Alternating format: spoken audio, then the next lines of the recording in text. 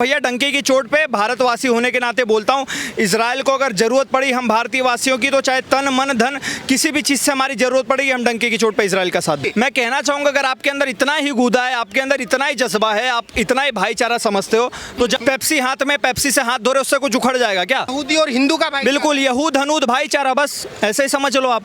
जब तुम मजहब के लिए आतंकवादी को अपना भाई बता देते हो, तो फिर जब सेना ठोकती है, जब लोग। क्या नाम है छोटे? कुमकुम। कुमकुम, अच्छा क्या करते हो कुमकुम?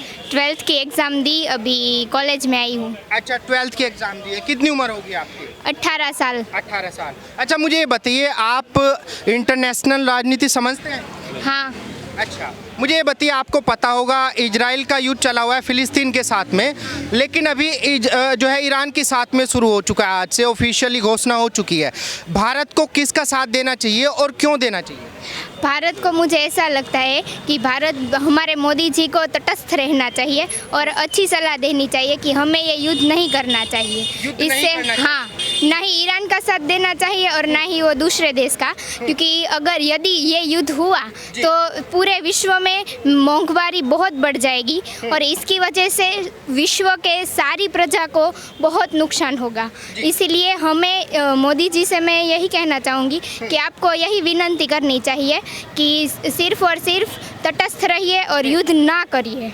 मोदी जी ने अभी भी G7 में कहा है कि ये युद्ध का समय नहीं है, लेकिन सिचुएशन ऐसी है, इजराइल और ईरान आपस में भिड़ गए हैं, भारत को कहीं ना कहीं तो स्टैंड लेना पड़ेगा, तो कहाँ लेना चाहिए? वो तो अभी मोदी जी के ऊपर है कि उनका क्या विचारधारा है और वो हमारे देश के भलाई के लिए क्या सोचते हैं, तो उसी हिसाब से वो अपना खुद का स्टैंड लेंगे कि उसको किसका साथ देना है। अच्छा मुझे ये बताइए, जैसे इजराइल और ईरान का युद्ध की घोषणा हो चुकी है, ऑफिशियली वार शुरू हो चुका है, भारत को किसके साथ में खड़ा होना चाहिए और क्यों खड़ा होना चाहिए? सर देखो, भारत को डंके की चोट पे इजराइल के साथ खड़ा होना चाहिए। डंके की चोट पे बिल्कुल, उसमें कोई दो राय नहीं, और किसी को इतना सोचने की भी जरूरत नहीं है कि भैया हम किसके साथ खड़ा रहें। जब आपको याद होगा, जब ऑपरेशन सिंदूर चल रहा था ना, तो पाकिस्तान ने भारत के ऊपर मिसाइल दागी थी जिसका नाम था फतेह मिसाइल। फतेह मिसाइल बनाता कौन है? ईरान बनाता है। तो एक तरफ ईरान हथियार दे रहा है पाकिस्तान को कि भैया भारत को मारो, और दूसरी तरफ हमने जो हरूप ड्रोन यूज किया था, जो बराकेट मिसाइल यूज किया था एयर डिफेंस सिस्टम, जो हमने स्पाइस बॉम्ब यूज किया था, वो सारा बना हुआ इजराइल में। चाहे 1971 का युद्ध हो, चाहे 1965 का युद्ध हो, चाहे 1999 का युद्ध हो, हर एक युद्ध में इजराइल ने भारत का बिना किसी सोच के, बिना किसी दबाव के साथ दिया, खुल के। इजराइल ऐसा देश है जो खुल के बोलता है कि भैया पीओके भारत का है, और अगर जरूरत पड़ी भारत के साथ सैन्य कार्यवाही करने के तो हम साथ देंगे भारत का। तो जो हमारे हित की बात करेगा हम तो उसका समर्थन करेंगे, उसका समर्थन करेंगे। इजराइल हमारे हित के लिए हमेशा से खड़ा रहा है बिना किसी पॉलिटिकल प्रेशर के। तो भैया डंके की चोट पे भारतवासी होने के नाते बोलता हूँ, इजराइल को अगर जरूरत पड़ी हम भारतीय वासियों की, तो चाहे तन मन धन किसी भी चीज़ से हमारी जरूरत पड़ेगी, हम डंके की चोट पे इजराइल का साथ देंगे। लेकिन जो कुछ लोग ये इसी देश के अंदर रह रहे हैं, ये भी कह रहे हैं कि भाई भारत को ऑफिशियली ईरान के साथ में खड़ा होना। ये कुछ लोग कौन है पता है? जिसकी मम्मियाँ रहती है यहाँ पे लेकिन प्रेग्नेंट होने के लिए जाती है पाकिस्तान में, ये वही लोग हैं। क्योंकि जब ऑपरेशन सिंदूर चल रहा था, तो जब हमने पाकिस्तान के झंडे लगाए थे जमीन पर, तो कुछ शांति दूत निकल के आई थी काला टेंट पहन के, निकाल के अपने झंडे उखाड़ने के लिए। और ऐसे ही लोग हैं जो 5 लाख महिलाएं रहेंगी हमारे भारत में, राशन लेंगी फ्री में हमारे भारत का, शौचालय लेंगी फ्री में हमारे भारत का, आयुष्मान योजना हमारे भारत का इस्तेमाल करेगी, फ्री में बसेस हमारे भारत में घूमेगी, लेकिन जब प्रेग्नेंट होना होगा तो उनको पाकिस्तान याद आ जाता है। तो सबसे पहले मैं भारतीय सरकार से कहना चाहूँगा, ऐसे लोगों पे आप कार्रवाई करो, बाकी जो बाहरी सीमा है वो हमारी सेना देखने के लिए सक्षम है। लेकिन जो विपक्ष के नेता हैं, तमाम बड़े बड़े नेता और उनके प्रवक्ता ये कह रहे हैं, भाई हजारों किलोमीटर दूर बैठे इजराइल से भारत का क्या रिश्ता नाता है, ईरान तो हमारा पड़ोसी है। तो जब हमास को इजराइल पेल रहा था तो इनका बाप लगता था हमास, तब क्यों छाती पीट पीट कर निकल रहे थे, तुम रैलियां निकाल रहे थे, all eyes on Hamas, all eyes on Rafah. Rafah में इनके बाप बैठे हुए हैं क्या? वो तो मुस्लिम भाईचारा है ना। तो बस ऐसे ही यहूदी और हिंदू का भाईचारा समझ लो आप। यहूदी और हिंदू का भाईचारा, बिल्कुल यहूद हनूद भाईचारा, बस ऐसे ही समझ लो आप। जब तुम मजहब के लिए आतंकवादी को अपना भाई बता देते हो, तो फिर जब सेना ठोकती है, जब लोग बोलते हैं कि भैया आतंकवाद का मजहब होता है, तब तुम क्यों आ जाते हो कि भैया आतंकवाद का कोई मजहब नहीं होता?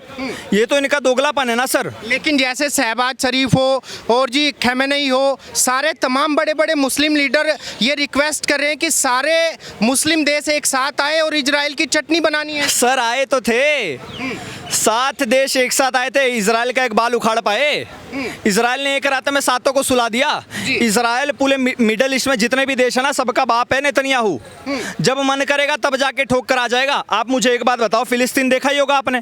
फिलिस्तीन के साथ इजिप्ट भी बॉर्डर शेयर करता है, हाँ। फिलिस्तीन के साथ जॉर्डन भी बॉर्डर शेयर करता है, ठीक है। तीनों मुसलमान देश है, लेकिन अगर आप तीनों के बॉर्डर देखोगे ना तो लोहे से बने हुए बड़े बड़े बॉर्डर हैं। और वही इजिप्ट और वही जॉर्डन इजराइल के साथ भी बॉर्डर शेयर करता है, लेकिन वो बॉर्डर पे लकड़ियां लगी हुई है मात्र। तो आप इससे ही समझ में आ जाओ कि भैया ये इजिप्ट वाले जॉर्डन वाले किसको अपना भाई समझते हैं। और अगर आप इतना ही भाई समझते हो, मैं तो कहना चाहूंगा जो भारत में समर्थन कर रहे हैं ना, मैं कहना चाहूंगा अगर आपके अंदर इतना ही गुदा है, आपके अंदर इतना ही जज्बा है, आप इतना ही भाईचारा समझते हो, तो जाओ ना जॉर्डन में लड़ो, जाओ ईरान में लड़ो। यहाँ आके बकैती मार रहे हो, पेप्सी हाथ में, पेप्सी से हाथ धो रहे हो, उससे कुछ उखड़ जाएगा क्या? जाओ लड़ो भाई, मैं तो बोल रहा हूँ।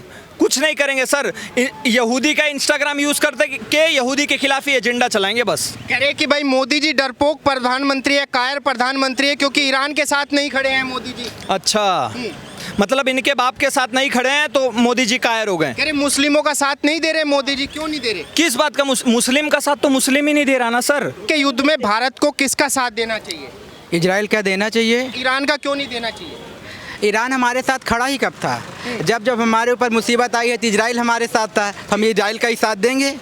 अगर वो जब हमारे साथ अभी हुआ था, जो 26 लोग हमारे मारे गए थे कश्मीर में, तो उसके बाद अगर इजराइल ने साथ देता या फिर ऐसा सपोर्ट करता, हम उसके साथ थे। वो तो क्यों नहीं किया? उनके प्रधानमंत्री ने ट्वीट नहीं किया कि हाँ कि चलो आप जो है क्या कहते हैं इसके खिलाफ आवाज़ उठा रहे हैं। हम इजराइल ने किया तो इजराइल का साथ देंगे।